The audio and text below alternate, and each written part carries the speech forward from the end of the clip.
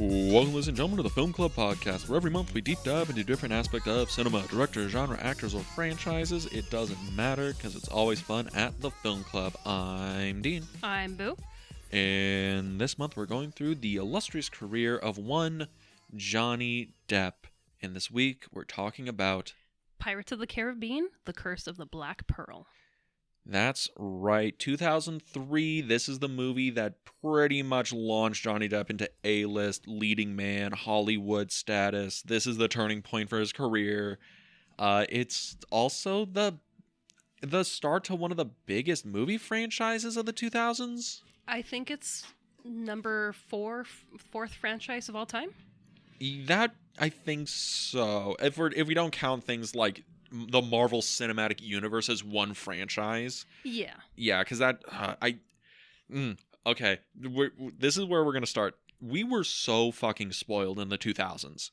We were so spoiled for like big media blockbuster franchises that not only were like giant entertaining blockbusters, but also pushed forward like CGI, effects, production technology. Because think about it, right? Watching this movie, because it comes out in 2003. Between 99 and 2003, we had The Matrix, Star Wars, Spider-Man's, Lord of the Rings, Pirates of the Caribbean. Those, like, one after another. Some of them were the same year. And I'm like, we had all these giant franchises popping off. We had all these big blockbusters. And for the most part, all of them still hold up. And by the time that Pirates comes out, Lord of the Rings still hasn't finished. Yeah, Return of the King comes out the same year. Yeah. So it's like, there's a lot going on when this movie comes out. Yeah. This is also the same time Haunted Mansion comes out. It's just... Oh, God. That's another interesting thing. Disney did not think this movie was going to do well. No, this was supposed to be a direct-to-video movie. It was going to have, what was it? Christopher Walken was going to be in it. It had Cary Elwes was going to be Jack Sparrow. Yeah, and then there was somebody else, another big actor. And I was like, even those actors, that's another, that should probably be something that's wide release, not direct to video. Oh, well, it's the thing where like Christopher Walken was in the Country Bears movie. Yeah, he was. And that movie's not very good, I'm happy to say. But it is a thing where, even this movie, right, Pirates of the Caribbean, Johnny Depp wasn't a star at this point. Jeffrey Rush wasn't really a major star. He was like a prestigious actor. People liked him. Keira Knightley, I don't think was a star yet. Orlando Bloom was the biggest person connected to this. Keira Knightley was in movies, but she was also 17 at the time. So this is still, she's very fresh into her career. Yeah, this isn't like Keira Knightley, like, oh, she's the biggest star or starlet in Hollywood. No, but like Orlando Bloom's the biggest star in this, and he only did the Lord of the Rings before this. Yeah, and it was a thing where, what's the second Lord of the Rings movie? Two Towers? Two Towers. Yeah, Two Towers was coming out the same time as this movie. So they were like, oh, we could market it where when you go see this movie, you see the trailer for Two Towers. So it kind of ties it in, I'm seeing, a big caliber actor. Or Return of the King comes out the same year. Are you sure? Are you really going to ask if I know my release dates? Yeah, I'm just saying, you get dates mixed up. No, I'm pretty sure 2003 was when Return of the King comes out. Because this is also like the year that Return of the King wins like 11 Oscars and all that stuff. But I do get what you mean is Orlando Bloom, they were advertising all the Lord of the Rings merch and then having Pirates get like the other marketing and everything to try and piggyback off of it. Because they're kind of similar in production ways, because Lord of the Rings has a lot of practical like sets, and then the CGI characters enhanced, and Pirates kind of does the same thing, where a lot of all the sets are actual practical locations. Yeah. Which look really, really good. It's a handful of sets where you're actually on a filming location. Or you're on a film set. You're not on a filming location. Yeah. Versus, like Lord of the Rings, where it's mostly you're just out there in the wild. You're in like New Zealand. Yeah. And then like Lord of the Rings, they enhance it with CGI. You have the Gollum, the full CGI character. And in this, it's like the effects are astounding how they're able to meld it in. I think that's why the pirates, the ghost pirates, look so good, is because they have the whole moonlight effect, and it's like super, super like like clean. It's a real, they have really clean transitions from practical to CGI effects that the movie really holds up. For early 2000s, yeah. Again, cinema peaked in like the early 2000s. Like Lord of the Rings is, to me, is like where we kind of peaked in terms of cinema production, where like we hit the maximum we could in terms of production design, in terms of what we can actually do with the medium. Like that is like peak cinema. Yeah, because last year we went to the Frida and we saw Lord of the Rings when they were doing their extended marathon. Yeah. And it had been a long time that I'd seen Fellowship. And I was like, okay, I haven't seen it on the big screen since it first came out. I've only seen it on TV. Like, let's see if it holds up. Yeah. Yeah. And that's why I was kind of like, I haven't seen Pirates in a very long time. I watched it on the big screen last night. And I'm like, okay, let's see if it still holds up. And I'm like, oh, no, it's still beautiful. See, that's the thing. Spoilers alerts for everyone. Pirates of the Caribbean, Curse of the Black Pearl still holds up. Fucking slaps. Oh yeah, absolutely slaps. One of my points when I was, watching the movie and doing notes in my head, I was like, this is one of those movies where you smile while you're watching the movie. It's so much fun. It has the vibe of like The Mummy. Yes. Right? Where it's the best movie you've ever seen while you're watching it. Now, don't be wrong. Like, Pirates has some, like, goofy humor in it that's a little out of place. Well, maybe not out of place, but it's a little, like, you can tell they're, like, aiming for a younger audience in some of the humor. You can tell that some of the violence is in the same way as The Mummy, where it's toned down. There's not a lot of blood. Yeah.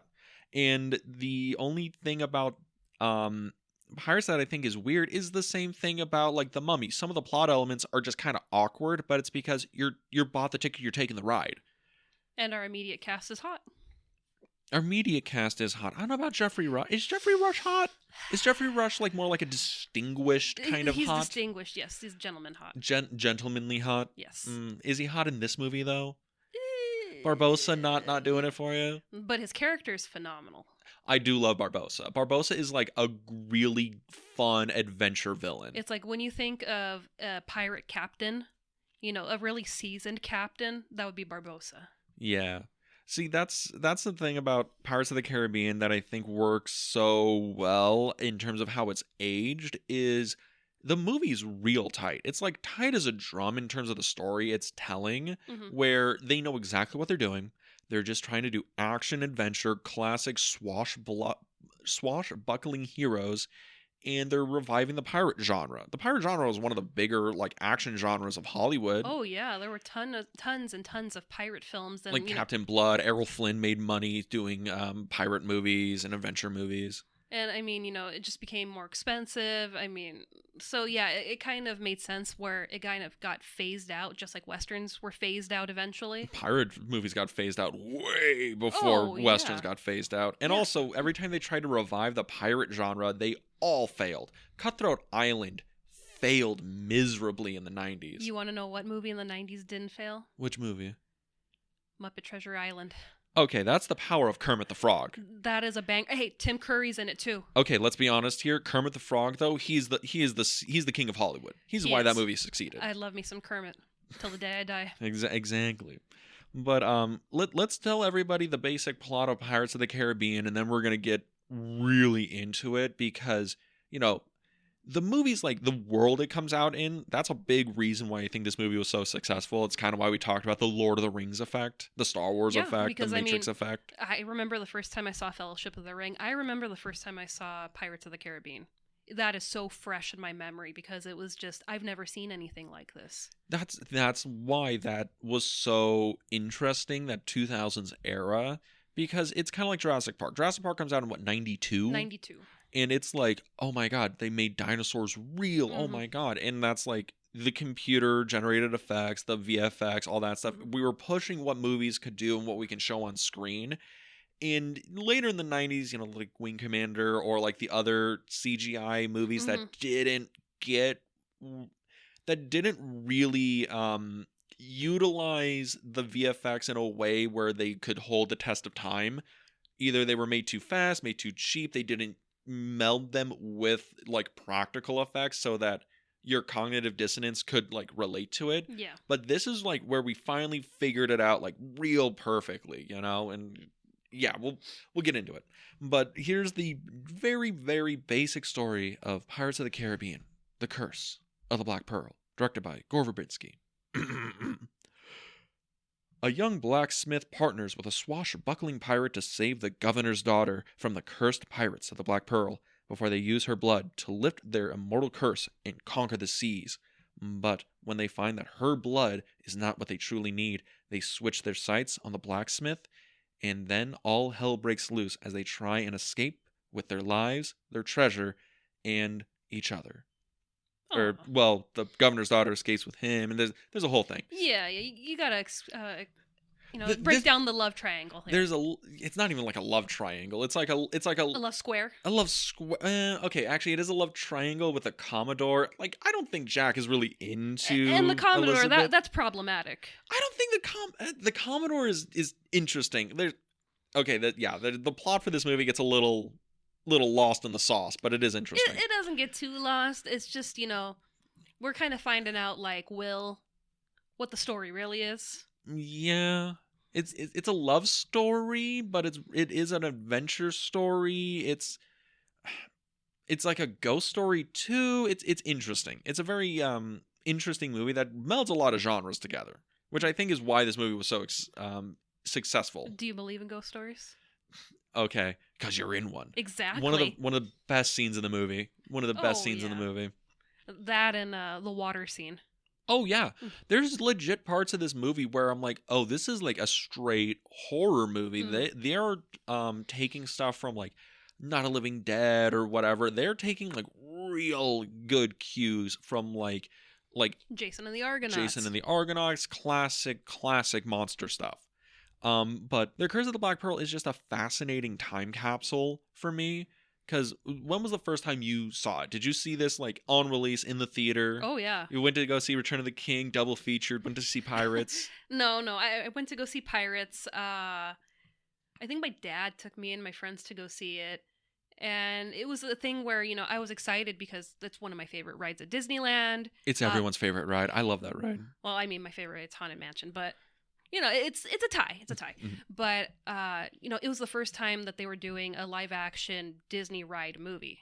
So it wasn't the first. They had done Country Bears Jamboree before that. I think Haunted...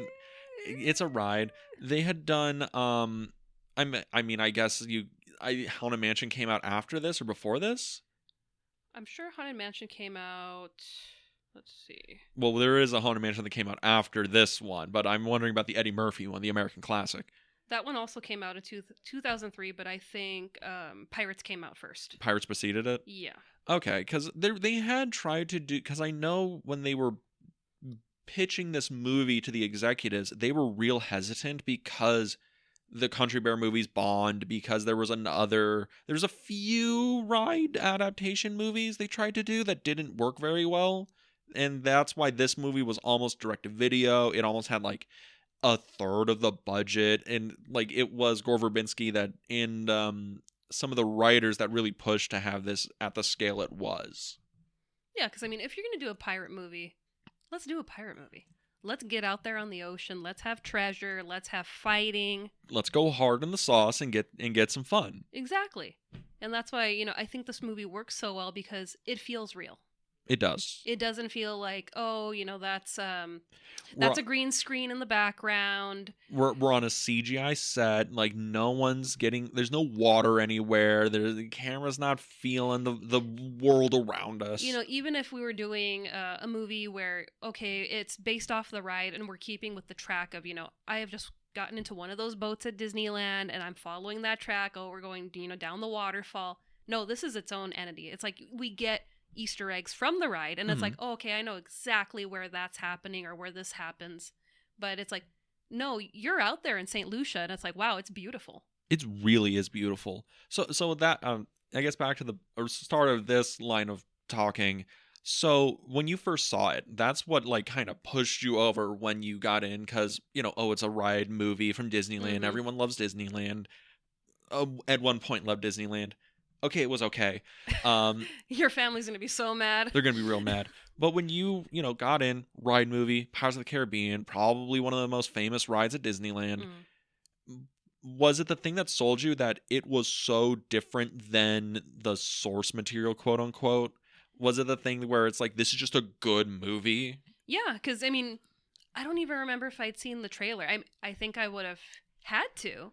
Or like your dad might have seen it and was like, oh, that's a good movie for the kid. Yeah, it's like I don't remember going in. I just know that it was happening. I was excited, and I remember just sitting there, and it wasn't what I expected, and I wasn't disappointed because I was just so enamored with what was in front of me. It's a very engaging movie. Yeah, I wasn't able to look away. I mean, even last night I was like, this is so much fun. I don't want it to end. Should I start part 2? It's almost 4 o'clock in the morning. Maybe I shouldn't, start a marathon right now, but... That's also a thing that surprised... This surprised me so much about this movie. It's like 2.5 hours long. Yeah, I don't remember it being that long. I don't remember it being that long either. And then the movie starts going, and it just goes. It does not feel very long. There's no lulls. There isn't really. The beginning is like the most... I guess measured pace the movie ever gets, but it's like very engaging. We're learning stuff about our characters. Everybody has a little character moment, little goofy sign. We're setting it up so that at least we remember the faces of these people. Yes, but like okay, you want to get in and we'll just talk about some of the first act stuff, and introduce our characters. Yeah, let's go for it.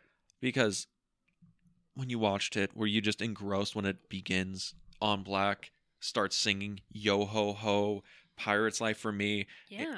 The girl's voice, it's all ominous and spooky, and then it comes up, it's the mist covered ocean. She's on the front of the boat like a siren, and it's like, that is some of the coolest shit. And this is where we meet young Elizabeth. We meet young Will, because Will was shipwrecked. Yeah, he was... His ship sunk. It was taken down by the Black Pearl. Yes, exactly. Taken down by the Black Pearl. He drifts off. The boat that the governor and Commodore... Norris? No, Commodore... Oh my God, I know this. Is it Norris? Oh God. It starts with like an N? Norrington. Commodore Norrington. Oh, so posh. I wasn't even able to get back to IMDb. I was like, I know it's something. Norrington. Commodore Norrington, the governor, and like young Elizabeth, they rescue Will, and they find the medallion on him. And Mr. Gibbs is on that ship too. And Mr. Gibbs, you gotta love him. They find him, they has the medallion. Elizabeth takes the medallion because it's a pirate's mark, I guess. She assumes that it's like a pirate's medallion, but really it's a piece of stolen Aztec gold. Cursed treasure. Which, love that. Love when we get the mysticism in there. But they do that. They meet for the first time. She takes the medallion. Will thinks it gets lost at sea, right? She takes it because she fears that he's going to be killed. And she's like, you're going to grow up to be a really hot Orlando Bloom. I got to keep you alive. Well, yeah. And then they grow up, right? Yes. And then in a flash. In a flash. I really love the transition. But that opening sequence, that's a mood setter. I mean, especially when you see, like Elizabeth, the umbrella just gently spinning in the water. It just looks so cool. And it's like, wow, I'm like, that is cool. And then you start to see more things, and it's like, oh, there's more debris. What's going on? And then here's the carcass of the ship that has just been destroyed and is burning. And the Black Pearl just disappears into the fog, into the mist. It's so cool. It is so cool. I love it because that opening sequence, it's like the mist, like you're going through the ride, because the first thing you see, it's all that mist and fog, and it's setting the prelude. It's very ominous. It's like a horror movie, but the other thing is, I can't see beyond the fog. It's just the ship, and it looks like a pirate movie. It looks like a pirate ship. It doesn't look like a green screen. And right before the black transition, you get to see the flag, the pirate flag, which is just cool as shit. Hell yeah. But then we finally get to meet the actual characters we have. We get to meet adult Elizabeth, or 17-year-old Elizabeth. Yeah, yeah. Of those times, I guess 17 is adult. She should have already been on like 2 kids at that point. But we meet adult Elizabeth. We meet Will. They meet each other. They're super into each other. Well, it's pretty obvious. They live in the same town. They're into each other. But he's a blacksmith apprentice, and she is the governor's daughter. And it's this whole well, you work in a shop and you want my daughter. No, I'm gonna give you to this older dude that's known my daughter since she was a child. Okay, let's talk about that because this is the love triangle, right? Yes. So we have Elizabeth in the center. How would you like describe Elizabeth? Like Keira Knightley's character, how would you describe her? Strong, independent, adventurous. Not wanting that older dude. Not into him? And Dad's just like, but he's a new Commodore. This is awesome. He'll protect you. He's got a great powdered wig. I've got great powdered wigs. The governor has great powdered wigs. He does. He does. I'm just like kind of curious because the movie, like it's like Will has the character arc, right? Yeah. But it feel like Elizabeth also has a little bit of an arc too, because she starts off and she's very like kind of like prim, proper. It's also interesting that she's very knowledgeable about pirates. She knows parlay. She knows all of Jack Sparrow's adventures. It seems like she's the girl that has always seeked and wanted adventure, but she's, the porcelain doll. She's in her, governor's, palace, and she's like, I got you a pretty dress, and, oh, your beautiful room, and this and that, and it's like, this is great, but, I want adventure. I want to go out. I want to see the world, and I think that's interesting. I mean, it's the tried and true character arc for, the beautiful girl in these kind of adventure movies. She's like, I'm not a porcelain doll to be locked away. I want to go out and see the world and sail the seven seas with Orlando Bloom. Do you know how dreamy he is? And Johnny Depp. You know how dreamy he is? He's a little dirty in this, but whatever. He's still hot. Sure, I guess.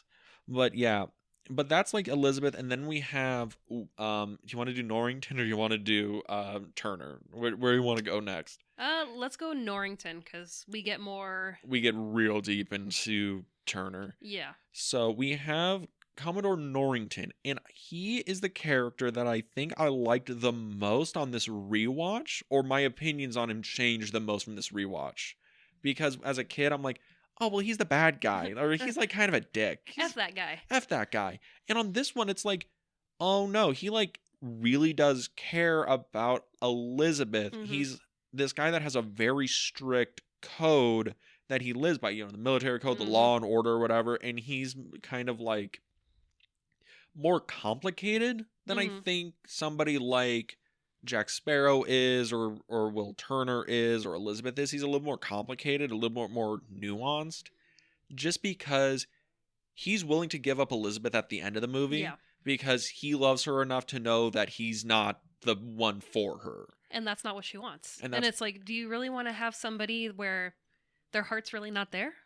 And I think that's interesting. And the other thing is, he develops a begrudging respect for Jack Sparrow because at the beginning he's like, you're the worst pirate I ever heard of. But you have heard of me. Great line. Yes. Great line. And it's the whole thing where he gets this begrudging respect because he's like, you've bested me at almost every turn. You go from this like lower class guy to now my equal, to where I'll give you a head start before I chase you down. He's just a very interesting character that evolves throughout the movie. It's the same with, Will, where he could, arrest him and hang him for all the things that he's done to help Jack, piracy, in his own regards. And he's just kind of like, no, we're good. I'm just going to walk past you. I respect you. Is that thing where it's just like, bro, I know we got into a fist fight and you whooped my ass, but you know what? You beat me fair and square. Respect. Respect. All good. You buy me a beer later and we'll call it even. It's just interesting because him and Will both have an arc that leads them to being probably in a better place or a different place than at the beginning. Like the perfect arc for, your characters, right? Because at the beginning, we wouldn't see him as somebody who would let Elizabeth go, to Will. We wouldn't have seen him be forgiving to Jack Sparrow. No. And the same with Will. At the beginning, he hates pirates. He hates the idea of being a pirate. He thinks they're the reason why his father died. He thinks they're the reason why his mother, all this stuff. And at the end of it, he's like, no, I'm a pirate. Like, he finally accepts, like, his, maybe not destiny, but his lot in life. And he finally, gets the cojones to finally, ask Elizabeth out, to the prom. It's beautiful. It is. But I think it's interesting that they both have an arc. But that leads us to the main character of the movie. actual Will Turner. Yeah, actual Will Turner. Because people forget that Jack Sparrow is not the main character of like the first 3 pirate movies. I don't know. I mean, I feel like after this one, it's like, how could he not be the main character? You're probably right, because I think in 2 and 3 he gets upgraded from supporting actor to basically co-lead of the film, but we're gonna get to him right after this because we're still meeting all the characters, right? Yes. Will, he's waiting downstairs. He's got the new sword that the governor's gonna give to the Commodore Norrington. Will made it himself. He's an expert swordsmith and a swordsman. We find out later. We're gonna talk about that. And I love the scene where he's looking at the light fixture and it kind of pops off the wall and he's like, oh shit, and he's kind of looking around and he just dumps it in like the bin. It's like, I'd like to believe that, way back in time, we were still breaking things on accident. Like, shit, I don't know how to fix that. Let me just, hide it over here. It's a funny little comedy bit that develops a little bit of Will's character. He's a little bit of a spaz, a little bit of a klutz. A little klutzy. He's a little klutzy. It's also the thing where it's like he's nervous. Yeah. He's nervous because it's like, oh, I'm going to give the sword to the governor. But when he gives it to the governor, cool, calm, collected, talking about, the sword and, the make of it, how perfect it is. He does the cool flourish, but he gets real nervous when Elizabeth walks in. Well, yeah, because that's, that's his dream girl. It's Keira Knightley. It is. She's pretty good looking. Yes. But how are we describing Will Turner, his arc, his character? It's a complicated guy that no one understands but his woman. Fact. And then she's like, bro, you've known me since we were children. Just call me by my name. Yes, Mrs. Swann. Maybe next time. Once more. And she's just like, bro, I'm so over you right now. Do you think she's like kind of over him at the beginning of the movie? I think she's just upset that it's like she wants more and he's just so, respectable and rigid in his ways of, your technically class is above me. I'm not going to, try to test the waters there. And she's just like, I don't care, who I am and who you are. It's just, I generally have feelings for you. You look like Orlando Bloom, please. And I'm like, I don't care, yeah. Yeah, you look like Legolas, for God's sakes. Yeah. It is kind of, it's interesting because when the movie begins, I feel like Elizabeth is in that, I'm fed up, you are not a romantic interest to me because that ship sailed long ago. Whereas Will is like, no, the ship hasn't sailed. I'm just too afraid to get on the boat. I don't think she's past it. I mean, she was dreaming about it. But it's just, I think it's a thing where she's like, I don't know what else I can do to get you to feel like you're equal to me. So we can kind of, engage in a relationship. She wants him to make the move. And he's just, very respectable. And he's just like, I can't because I know your father's not going to accept me. And that is a main crux of the movie, right? Is their love story. Yeah. When is Will going to get the guts to finally admit that he loves Elizabeth? And how is Elizabeth going to get her dad to accept it? But after we get that, when they ride off to go to the coronation, we get introduced to somebody. One of the greatest entrances in movie history. The entrance to Captain Jack Sparrow arriving into Port Royal. Port Royal. I had to look it up. And it is like so cool because it looks like he's just sailing in on this big grand ship. He's on top of the mast, the sun's in the background, the wind's blowing in his face, and the boat's fucking sinking. Yeah, rewatching this movie as an adult, I'm like, I really identify with Jack because, that would be me. My boat would be sinking and I'd just be barely making it to the port. My compass wouldn't be working. Yeah, I'd have a lot of things where it's like, oh, luck, please help me out this time. It is so funny because Jack Sparrow is the definition of better lucky than good. Because he is like not a good pirate. He's just incredibly lucky. Well, I mean, he's also, not like some of these pirates where, it's really cutthroat and, ooh, he's evil and this. It's like, no, he's a fun pirate. Yeah. It's a good time. He's in it for fun and he's in it for gold and in it for treasure. He's in it for freedom. For freedom. He's in it for a good time. And it is just great that Jack Sparrow, right? He's a character that overtakes this entire franchise. And in the first movie, he's in a lot of it. He's one of the major leads, but he's in a supporting role. He's supporting the arc between Elizabeth and Will, and he doesn't have a big change, but he's the one that pretty much steals the show. Yes. This is also the first role Johnny Depp gets nominated for an Oscar for.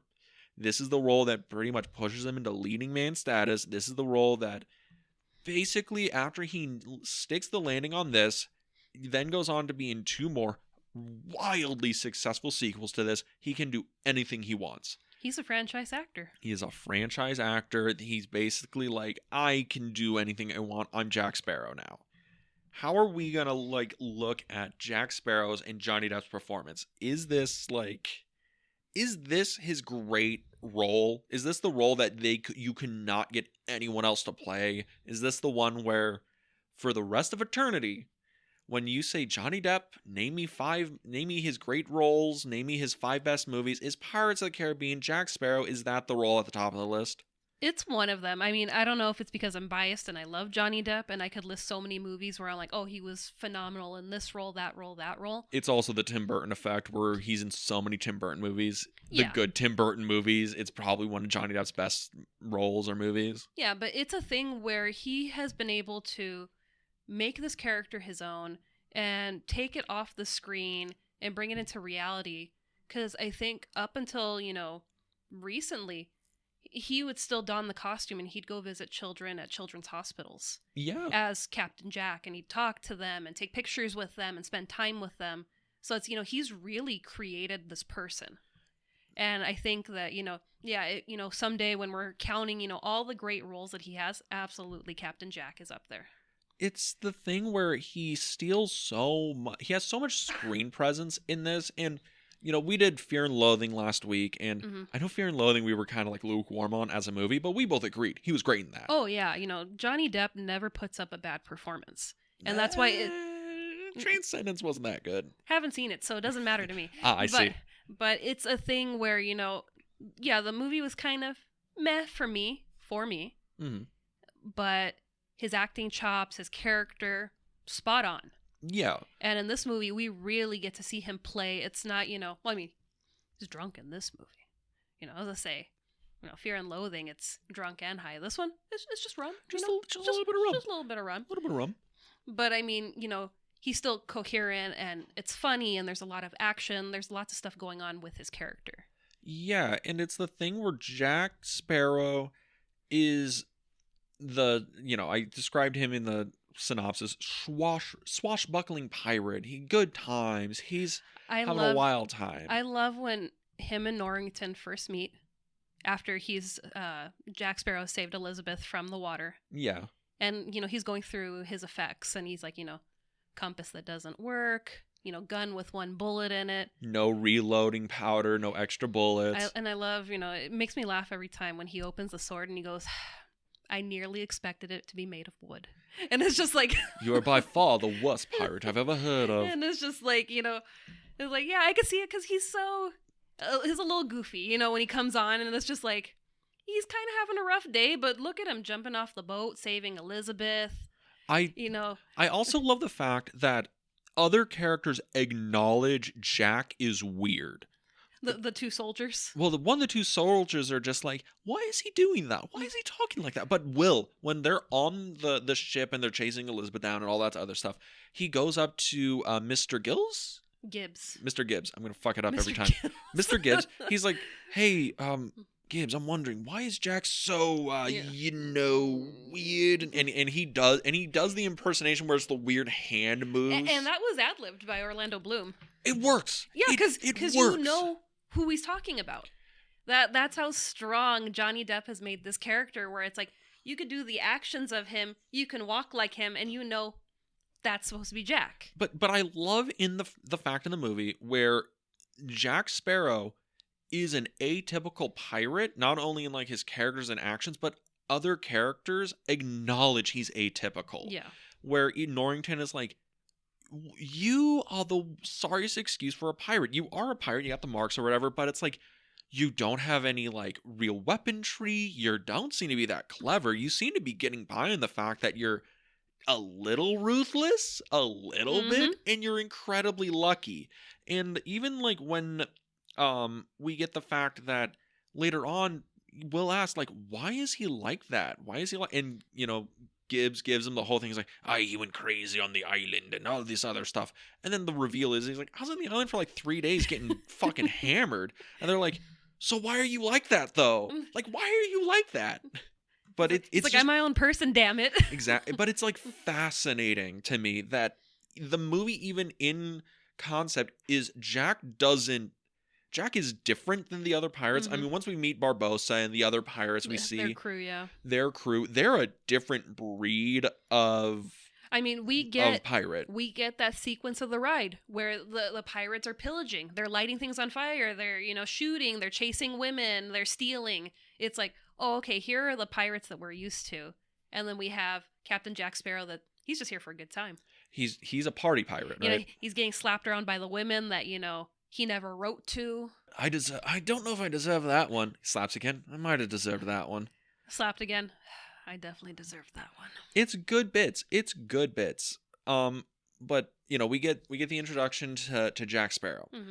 That presence is going to loom large over the franchise and movie culture until like Iron Man, basically, that wipes away every other franchise on planet Earth and Marvel takes over.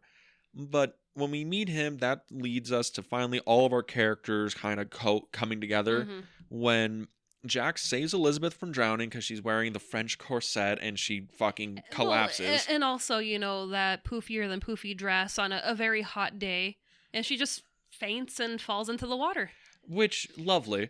Great dress. And Jack saves her and everyone's like, oh my God, I can't believe you saved him. But you're a pirate, so we're going to kill you. Well, he's also trying to commandeer a ship. He's telling these two soldiers his plan. So he's an honest pirate. Exactly. And then, you'd think, oh, he's stealing a ship and this woman just landed in the water. No, right away he starts taking his stuff off so he could jump in the water and save her. So it's kind of like, I feel like if it was one of Barbossa's crew would probably be like, the woman landed in the water. Like, so it's like you can see Jack has a heart of gold. It's the character thing, right? Because we need to distinguish the difference between Jack Sparrow and Barbossa. The good and the evil. They're both pirates. We get to see the big action sequence where he cheats in a fight. We get to see him steal stuff. He's definitely like a no good Nick. But push comes to shove, he's not going to shoot a guy for blocking his way. He's not going to kill somebody for no reason. He'll defend himself, but if he has a way out, he's going to take the way out. He's not going to like fight to the last man, right? Yeah. And when, somebody is in trouble, he's going to help them. And Barbossa, we know that that's not the case. I can't wait for us to get to Barbossa, by the way. That there's some shit there.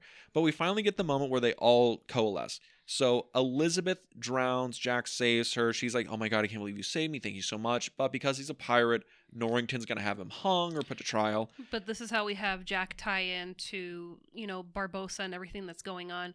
Elizabeth falls in the water and she's wearing the medallion. The medallion, the piece of stolen gold, which, enacts the curse and, Barbossa and everyone's coming to Port Royal and Jack recognizes the piece of stolen gold on her. So it's like, okay, so I need to keep an eye on you now because you have this and I don't know why you have this. I now know that you are important to the plot. Yes.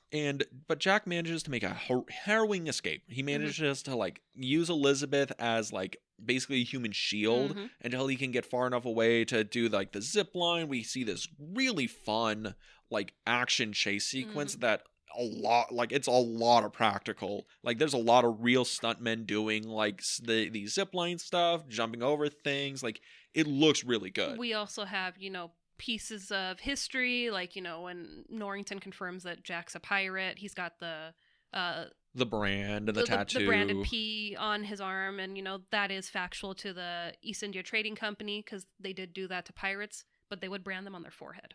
Yeah. So I was like, okay. I'm like, yeah, I think that looks a lot better on the arm than the forehead. I wonder if that's why he wears the bandana over his forehead. Just to look cool.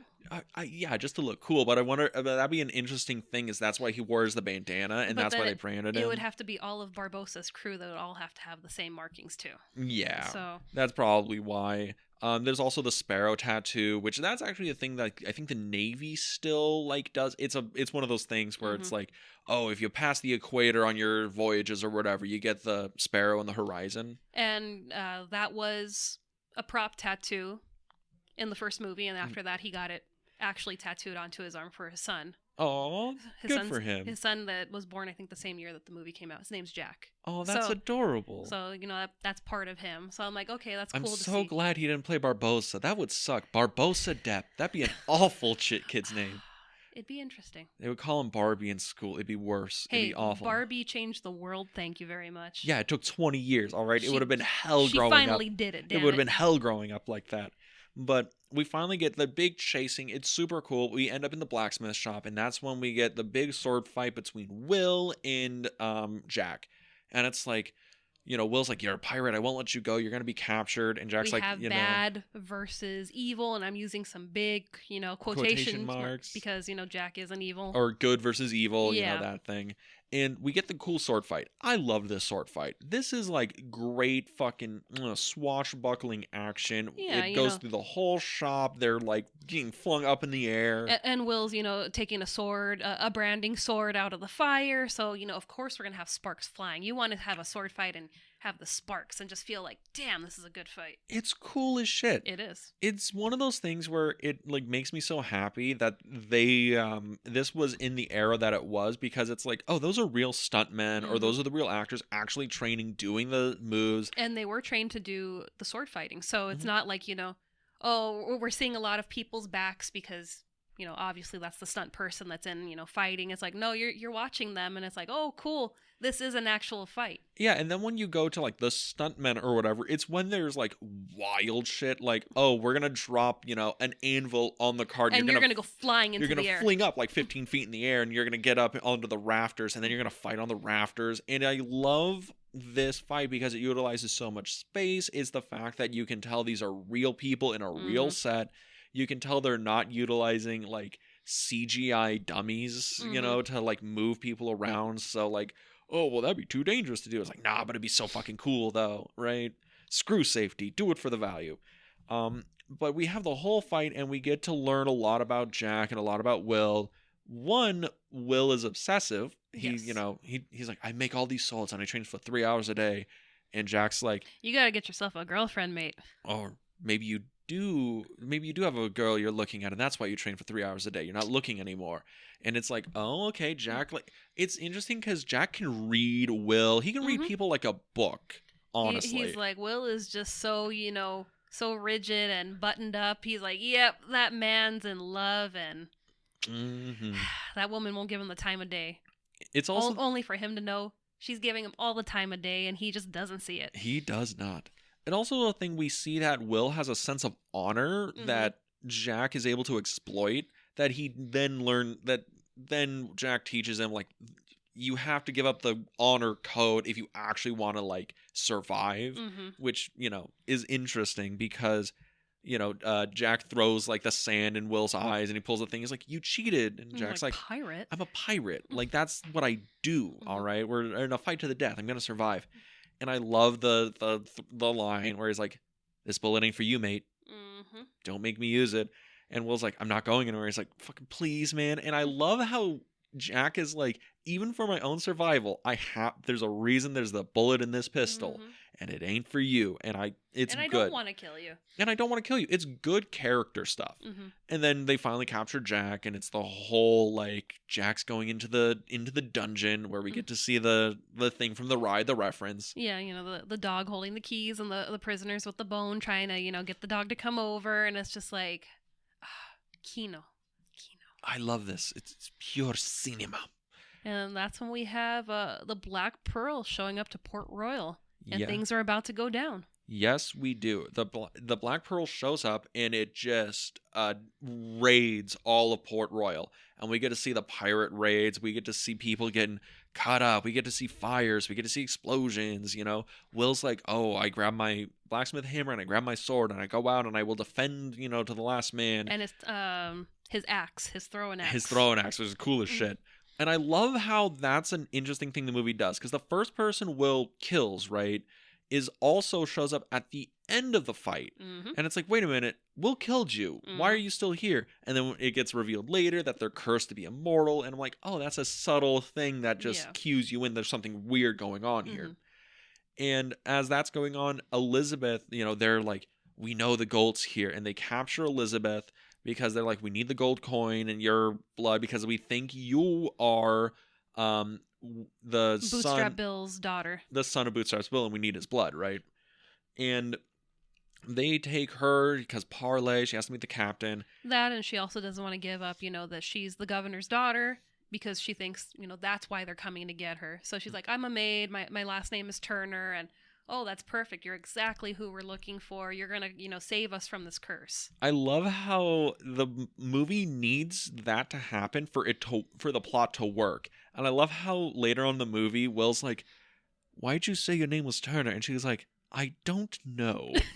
I love how even the movie's like, it's a fucking movie, guys. Just let it ride. Just put it all on black and let it ride. But that would be you. You'd be like, why did you do that? I don't know. I don't have a crush on you. Okay.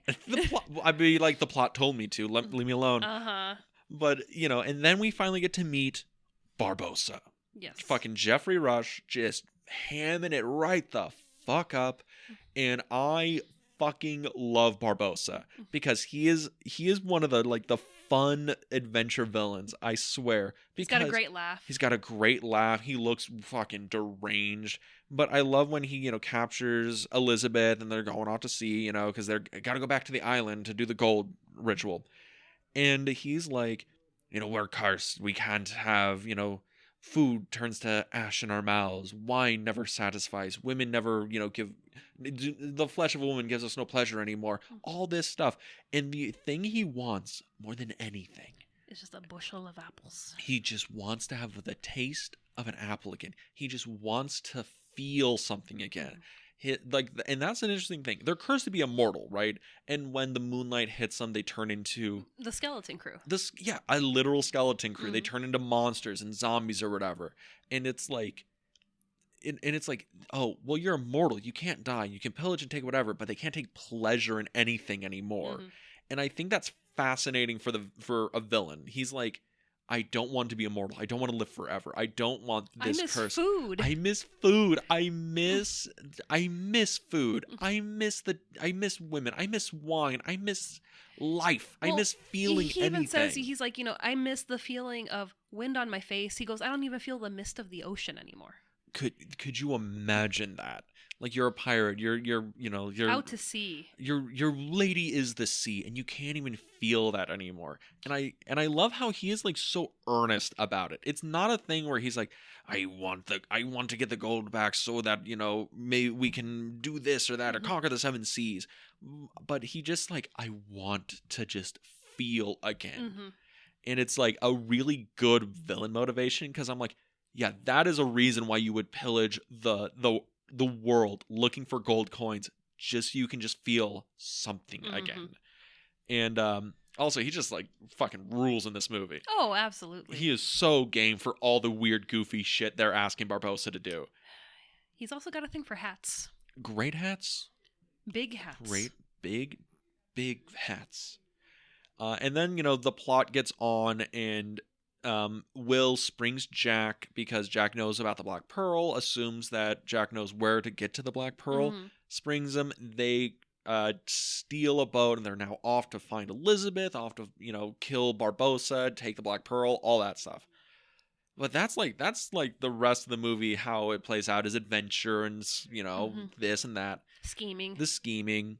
But, you know, we got to introduce all of our characters. But the movie, right? The rest of the movie, where do you want to go? Like, what's the next like major thing that's like interesting?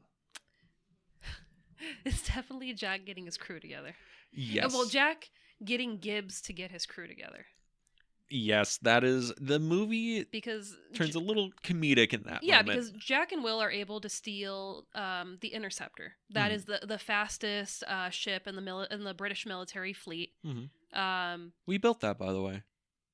Oh, that's right. You guys did. Yeah. Or I thought you guys built the Pearl.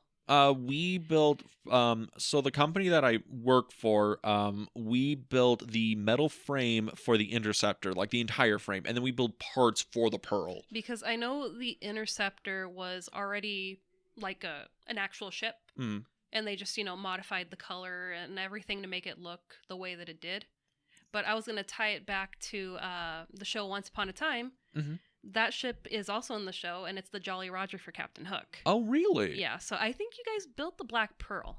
We probably did. It's one of those things where, like, I didn't work there at the time. I was, like, a little too young. But, yeah, they put together a lot of, like, the framing and stuff for the boats and everything. So, yeah, I that's why we went to go see this movie in the theater, is because, we got to see what we made. But, yeah.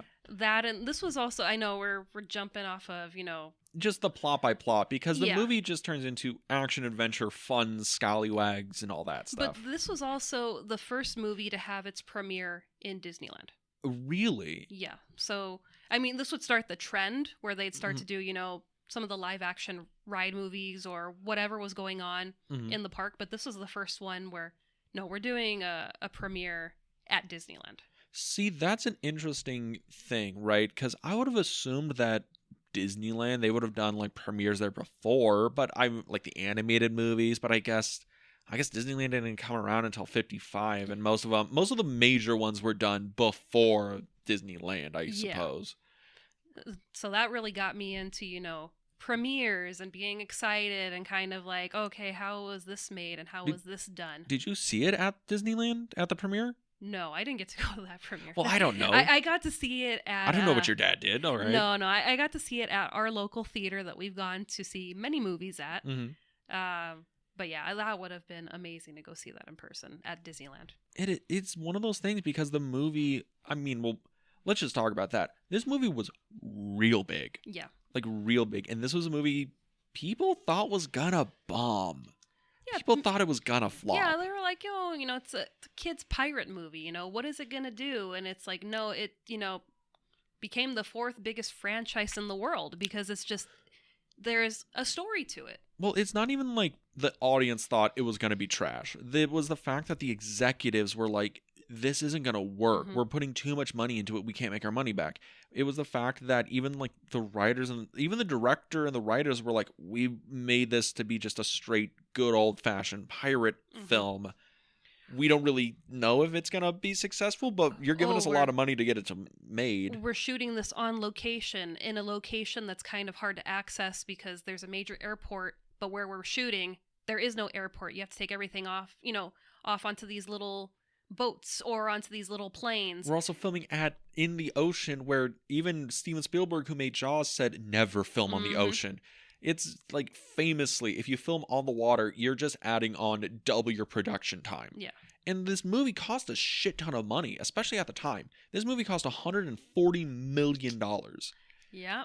That was back at the time where a $100 million movie was rare. Like, you didn't get $100 million movies every single movie like you do now. Like, every Marvel movie has to be $100 million.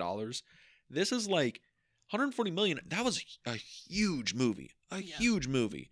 And the movie ended up making $655 million. This movie like tripled, quadrupled its budget.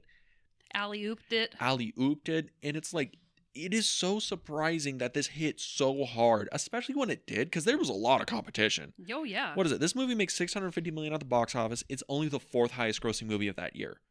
Lord of the Rings: Return of the King makes the most. Then it's Finding fucking Nemo. By the way, Finding Nemo came out this same year. Wow. Banger. But like, think about that. Why is it that Pirates of the Caribbean hit so hard when it did, with all the competition around it? It was competing against S-tier franchises. And it was a summer movie.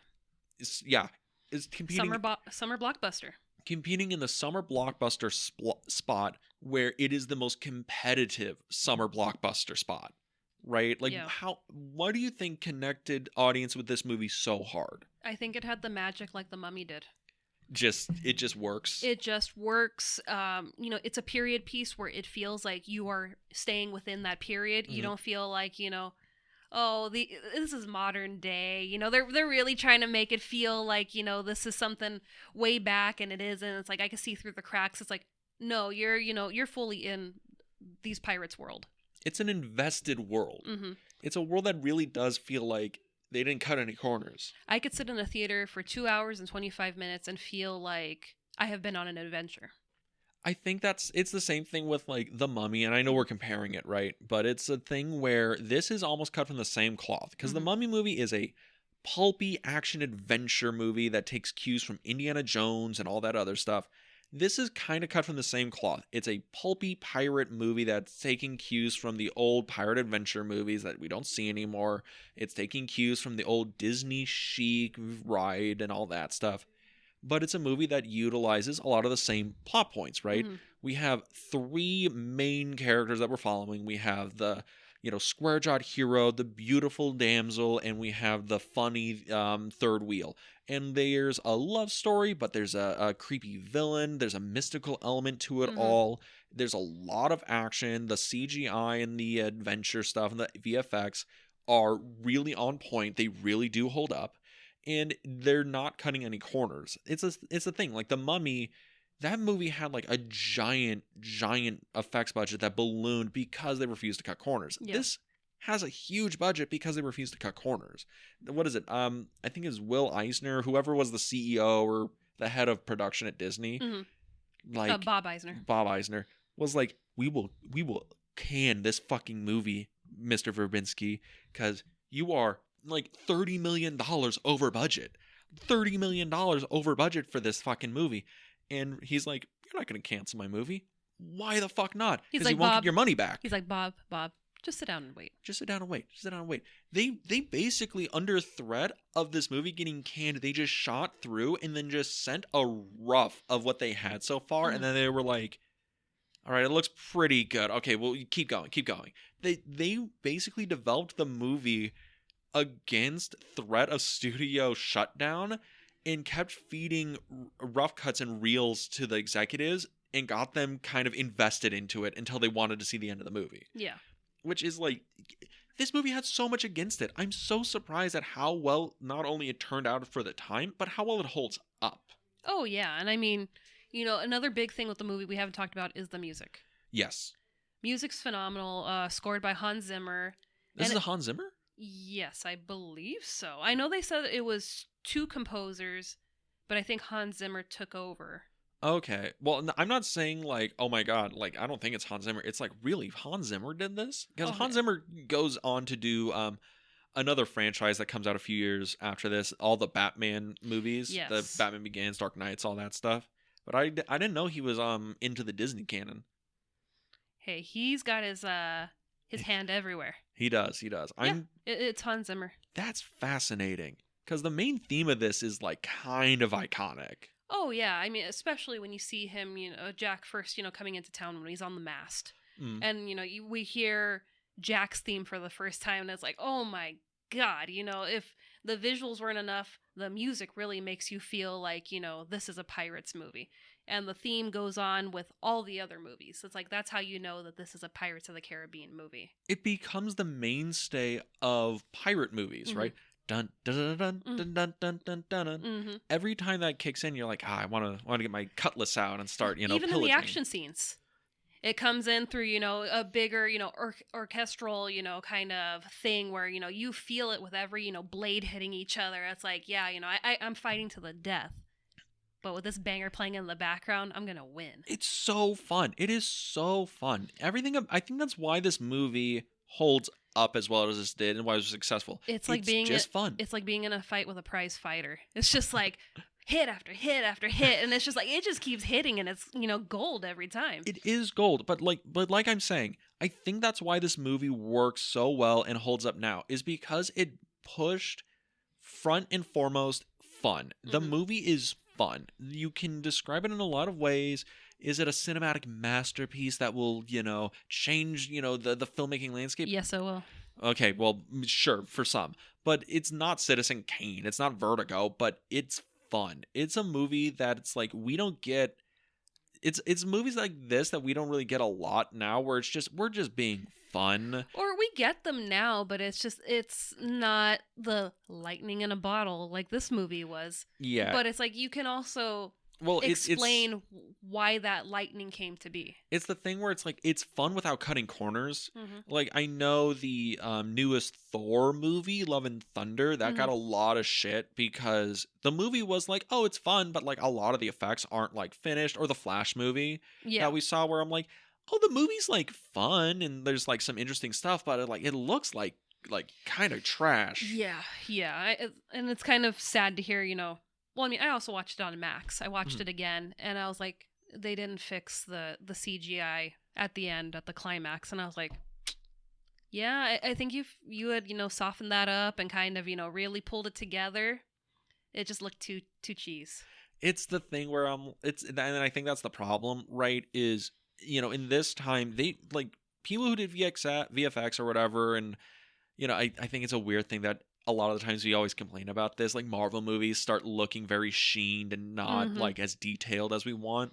But in this time, there was a lot of effort put in on set and on production where we're filming it in a way with the knowledge that this is a real set, and then we were going to add a CGI element in later, and not we are building a complete CGI world and then it's not going to work. I mean, it's also a thing where there was CGI and, CGI was still learning and becoming what it would be now, where it's kind of AI, where it's a little too realistic sometimes. You get to the uncanny valley situation. Yeah. So with this, you get, okay, we got to make these the skeleton crew. How are we going to do this? Let's scan a piece of turkey jerky and then we'll overlay that so it looks like like rotting flesh. So that's turkey jerky. Okay, that's really interesting. I didn't know they did that.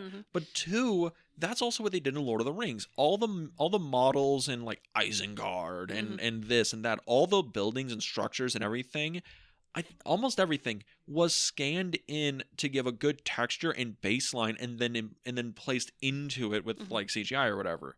And I'm like, that is a good way to do it because it makes it so that your production crew has a more tactile understanding of what they're making, and also giving your VFX people a good baseline to work with. It's not just a vague idea of like, yeah, I want Thanos to come in like over here. No, not over there. Like move him like 30 degrees this way, and then like can we turn Chris Evans around here?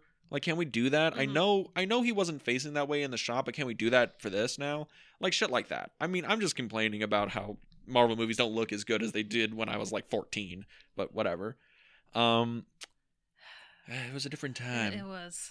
But like Pirates of the Caribbean, right? Curse of the Black Pearl, holds up. Oh, absolutely. Super fun. Yeah, and I mean, we haven't even talked about one of the biggest sets, the Cave with the Treasure. Okay, let's talk about the Cave with the Treasure. Up to this, everything has been on location. When they're out in the ocean, when they're pillaging the town. Or it's like it's a backlot, or it's like maybe there's a set for interiors. It's been very minimal backlot. It's a lot of on location. I think Port Royal, some of it, like where they're, when the pirates are pillaging, they found an area that was by the water that had been abandoned, and they were just able to, kind of do a dress up of it, dress the facades of some of the buildings, expand. So it's like, okay, so you're still technically on location, you're outside shooting, but then we get the cove with the treasure in it, which is a great set because it's spooky, it's creepy. You feel like you're in the ride.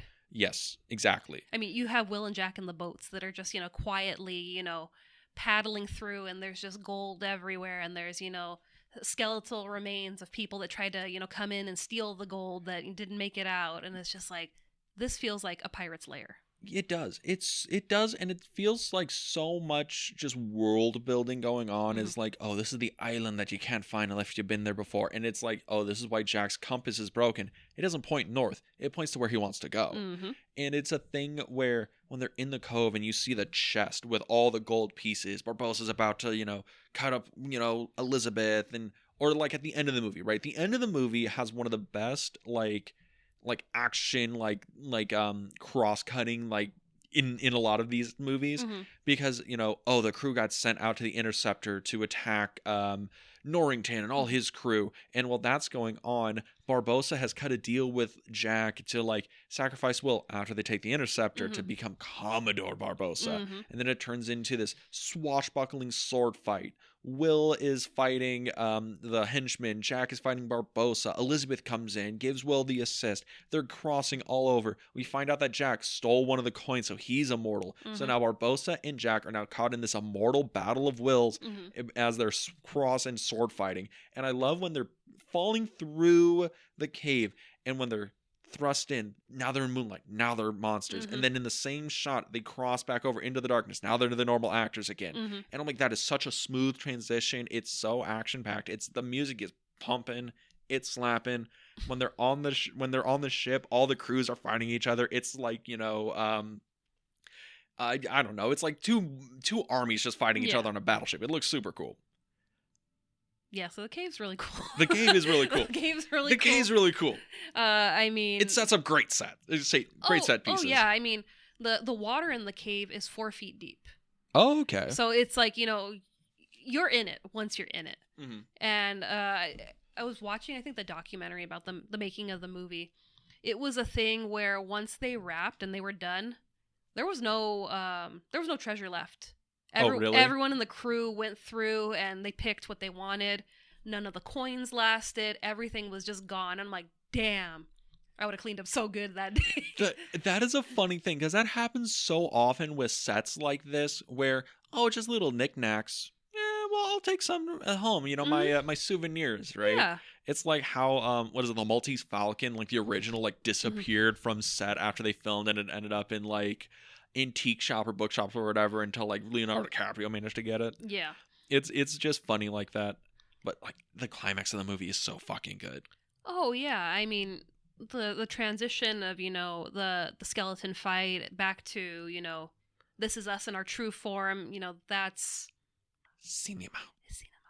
But also, when Jack's making this deal, again, quotation marks, with Barbossa, where, kill Will, and, Will, you agreed you would die for this woman, so you kind of have to honor that.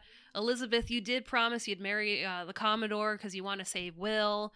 So, it works out for everyone. It works out for everybody, but realistically, I've got the game plan in, and we're all going to live, and Barbossa's going to die. Because this has been my goal since the beginning of the movie. Since I got off of that island, Barbossa is dead. Exactly. And I love the fight where they're sword fighting and everything. And Jack throws the coin to Will with his blood on it, and Will cuts his own hand, has his blood on it, and as he drops the coin in, Barbossa's about to shoot Elizabeth, but Jack shoots him first. Shoots Barbossa, and Barbossa's like, "You haven't learned anything, Jack. I can't die." And he's like, "Oh yeah?" And then, we see the coins, and then Barbossa's like, "Wait, what?" Looks, and the blood's coming out, and he's like, "Oh, I feel cold." And he falls down, and the apple that was in his hand, that wasn't in his hand before, falls out of his hand. Continuity. The man loved apples. In his dying breath, he manifested a green Granny Smith apple. You noticed that too, right? Did. You're like, where did that apple come from? I love it's poetic. It's cool as shit. I love how that's like the end villain thing, right? God. Where he wanted to feel something, and the only thing he can feel, like the only thing he feels when he's turned human is death. He's dying, yeah. The first thing he feels, and I'm like, oh, fucking villain layers. And I love it. It's like, technically you did get to feel something. It was brief. And it is so fun. It is so fun, this movie. And then we get, the ending to the movie where Jack's taken to the gallows. And Will finally admits to Elizabeth that he loves her. And Elizabeth, after getting a new wardrobe. After getting a pretty sweet new wardrobe. Looking like a musketeer. Okay, I didn't want to say it, but he looks like he's from the Disney Musketeers movie. Yeah. And then he admits to Elizabeth that he loves her, and Elizabeth, oh my god, and she like faints or fakes fainting to distract the Commodore and the Governor. Well, Will springs Jack. Jack and Will fight off a bunch of the guards, and they're about to escape until they get cornered. And then there's the whole thing where we get Norrington kind of being a homie, being like, you love him? And Elizabeth's like, I do. And he's like, well, I guess you must take care of her then, like you did this fine sword, and lets them go. And then he lets Jack... He's like, low-key, I love the sword more than I love Elizabeth. Life happens. And then he lets Jack escape and gives him the head start as Jack gets aboard the Black Pearl with Gibbs and the crew. Because the crew were given the order when they go to the cove for the final, act, that if he doesn't come back, they leave. Follow the code. You basically leave a man behind. And Will is very much not that way. And I think, it takes Gibbs and the crew, we love Jack. We don't want to see anything bad happen to him. So they're there for the assist.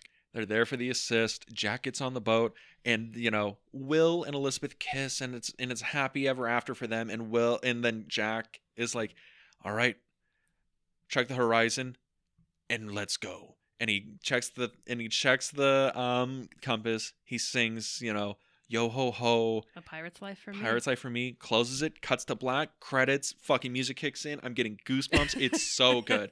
It is so good. The ending of this movie is, again, like The Mummy. Say it with me now. Lightning in a bottle. I hate movies like this where it's hard to describe why they're so good. They are just fun. You buy the ticket, you take the ride. They just work. And Bring Me the Horizon was just, kind of his thing he came up with in that moment. How much improvisation was on set for this? Oh, I'm sure they probably said, go for it. Just roll it? Yeah, just do it. I mean, like, it works. It really does work. There's the whole thing finding out that when Orlando was like, does he do that? Mm-hmm. Why does he do that? All the improv lines and everything. This is just a fun movie. It is just a fun movie. It's a fun movie, but it's not only just a fun movie, it's a good movie. It's a very good movie. It's not one of those things where it's like, oh, well, I'm having a good time.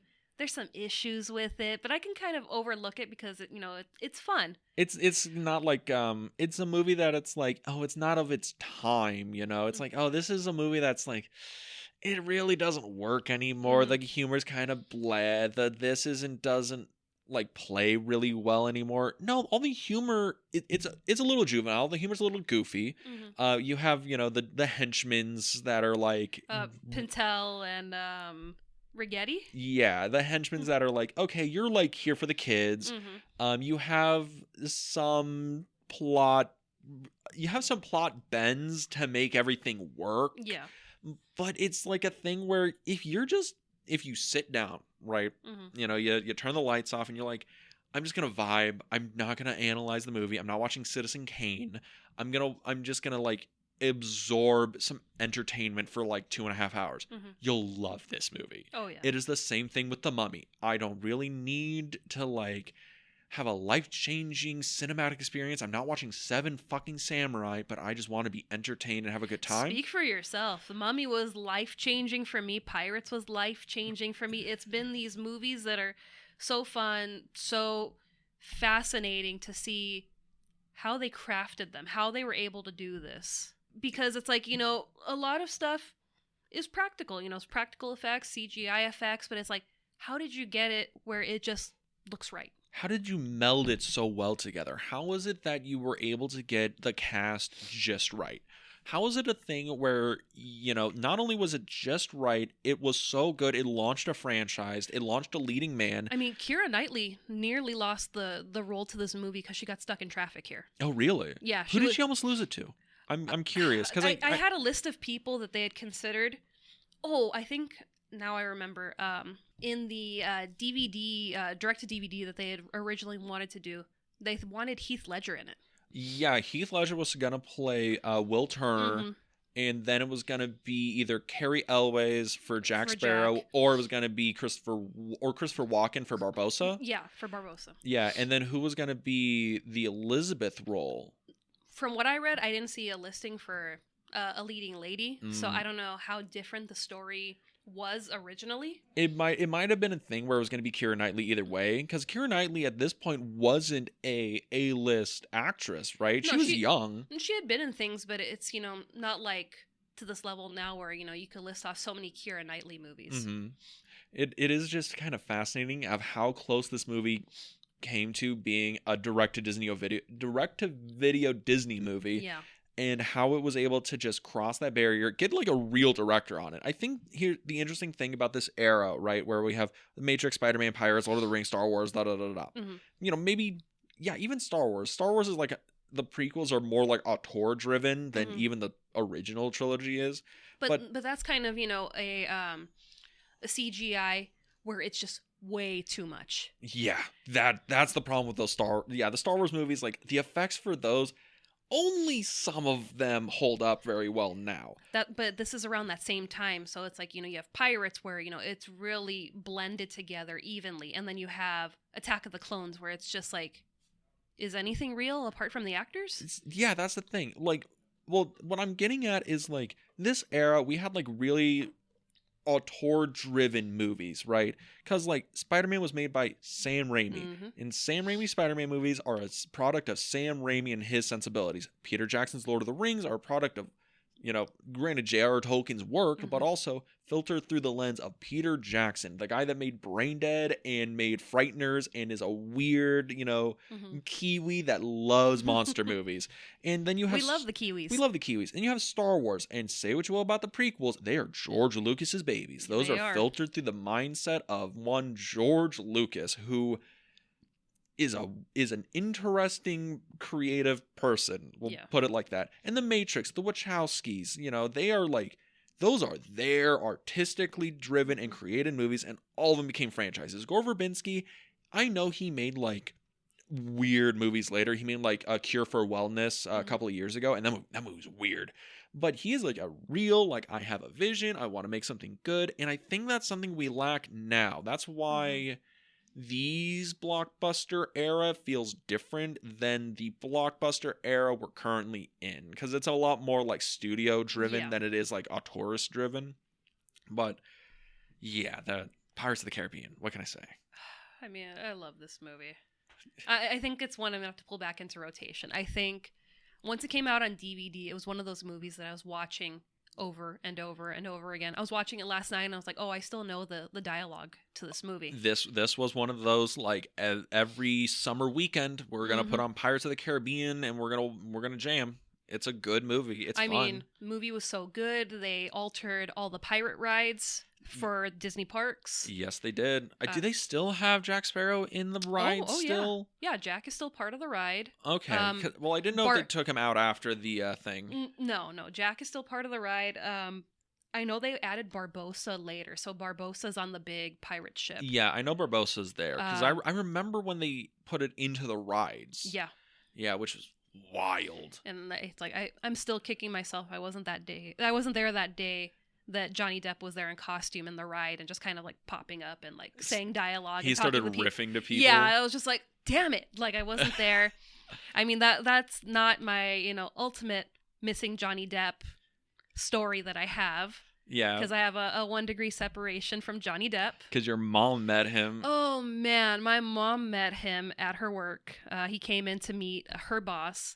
And this is when he was filming Stranger Tides. So at World's End had already, come out. The trilogy had ended, but the story was still continuing. Yeah. So it's the thing where Gore Verbinski finished the story he wanted to tell, and this was Johnny Depp at maximum fame. Yeah, so he showed up at my mom's work. He had the gold fillers in his teeth, and like he just came from set or something? Yeah, I think they were either filming some stuff in LA or Long Beach, and he came in because he was in the area. So he still had his teeth, he had the rings on, the Jack's tattoos or whatever. So my mom's like, I'm gonna shoot my shot and go, say hi to him and see if I can get a picture with him. And this was, I guess, close to when I was getting out of school. So she was waiting for me to make that phone call to say, hey, I'm out of school, I'm gonna start heading home now. I guess he left right before I called, so she got a picture with him. And she's just like, so what you doing? I'm like, nothing, getting out of school. She's like, if you had called like 5 minutes sooner, you would have been able to talk to Johnny Depp. She's like, I was going to hand him the phone to talk to you. I'm like, so every day, I've kicked myself every day. I'm like, should have just ditched that day. I should have been doing something else. I could have talked to Johnny Depp. Ruined. Absolutely ruined. Ruined. We have those pictures, though. All right. Well, final thoughts on Pirates of the Caribbean, Curse of the Black Pearl. Rating it 5 out of 5. I would give it a 4 out of 5. Again, it's one of those things. You have no soul. No, I have a soul. This movie fucking slaps. The only reason I don't give it 4 out of 5 is because those plot bends, that goofy stuff, like looking at it in a critical eye, 4 out of 5. Looking at it in a enjoying myself, oh fucking 5 out of 5, 6 out of 5. I really love this movie. But yeah, this is a real banger, as it were. It is. Yeah, I love this movie. Highly recommend it. Great for children. I mean, there's action in it, but it's Disney action. It was also Disney's first PG-13 film.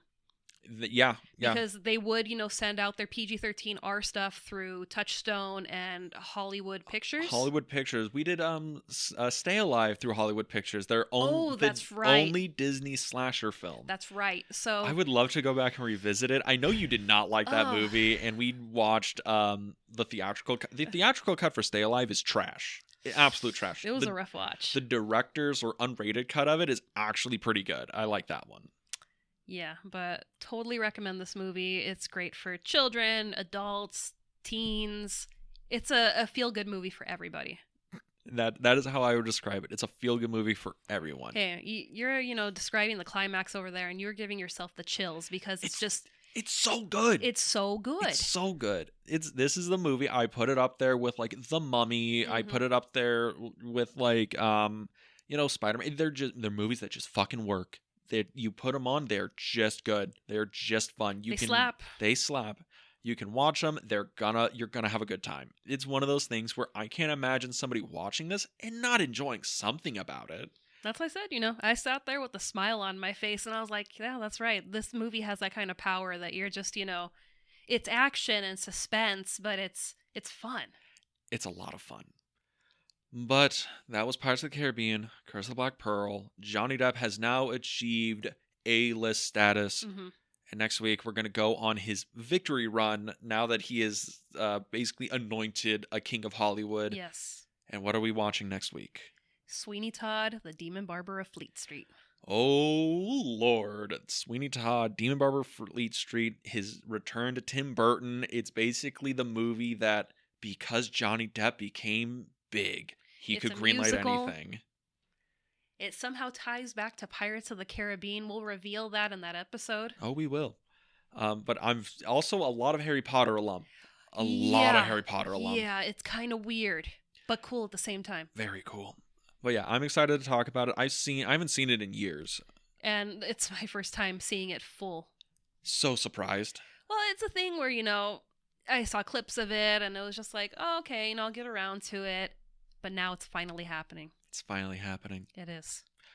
But if people wanted to listen to that or check out more of our episodes, where can they go? If you want to listen to us on a different platform than you currently are, you can find us on Apple Podcasts, Spotify, Google Podcasts, and YouTube. Yes, you can go to our YouTube channel, The Film Vault. That is The Film Vault on YouTube. You can like, comment, and subscribe on the video, the slideshow, whatever versions of this podcast.